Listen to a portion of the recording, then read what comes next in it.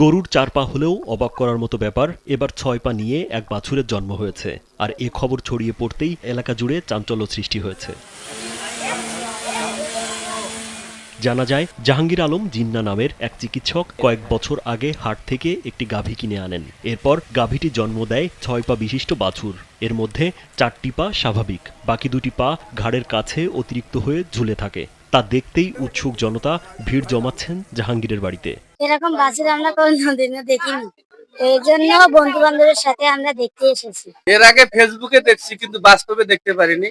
আজকে বাস্তবে দেখলাম আর ঠিক আছে। আসলে বাছুরের ৬ পা এটা আসলে খুবই একটা অদ্ভুত জিনিস।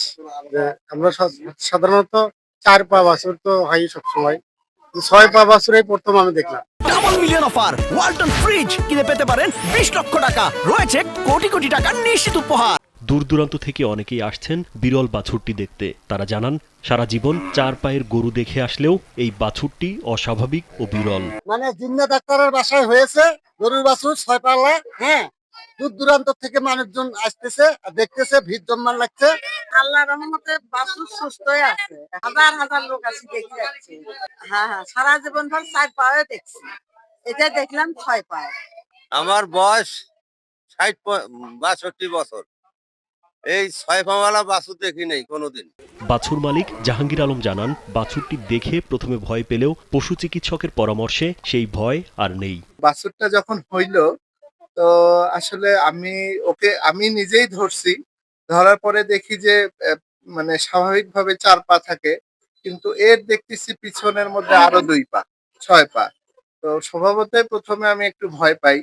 তো পরে আবার হচ্ছে যে কিছুক্ষণ পরে ময়লাগুলো সারানোর পরে ওকে বাহিরে বের করে আমি নিজে আগে ভালো করে দেখার চেষ্টা করি যে আসলে বাছুরের কোনো সেরকম সমস্যা মনে হয় না। ওইটা আরো ২ পা অতিরিক্ত। পরে সকাল যখন হয়, স্থানীয় পশু চিকিৎসক যারা আছে ওনাদেরকে আমি ডাকি। ওনারা আসে দেখে, তারপরে এটা নিয়ে আসলে ওনারা বলল যে আসলে এটা ওইরকম কোনো সমস্যা না, এটা জন্মগতভাবেই ৬ পা হইছে। তবে উপজেলা প্রাণী সম্পদ বিভাগ বলছে, এ ধরনের বাছুর সাধারণত প্রতিবন্ধী হয়। ঠিকমতো খাওয়া দাওয়া করলে বাঁচবে, না খেলে মারা যাবে। এগুলো সাধারণত জন্মগত ত্রুটির কারণে হয়। হ্যাঁ, এগুলোর কারণ ওরা বিজ্ঞানীরা বলতে পারবেন। এটা জন্ম প্রতিবন্ধী বাচ্চা যাকে বলে, এগুলো মনে করেন যে ১ লাখে ২-১টা এরকম। যদি খাওয়া দাওয়া করে তাহলে বাঁচবে, আর যদি খাওয়া দাওয়া না করে তাহলে তো মারা যাওয়ার আশঙ্কা আছে। ২২ নভেম্বর দুপুরে গাইবান্ধার সুন্দরগঞ্জ উপজেলার বামনডাঙ্গার রামদেব গ্রামে বিরল বাছুরটির জন্ম হয়। তবে এর মালিকের পরিবার তা নিয়ে চিন্তিত নয়, বরং তারা খুশি। রাজীব বিশ্বাস, কালবেলা।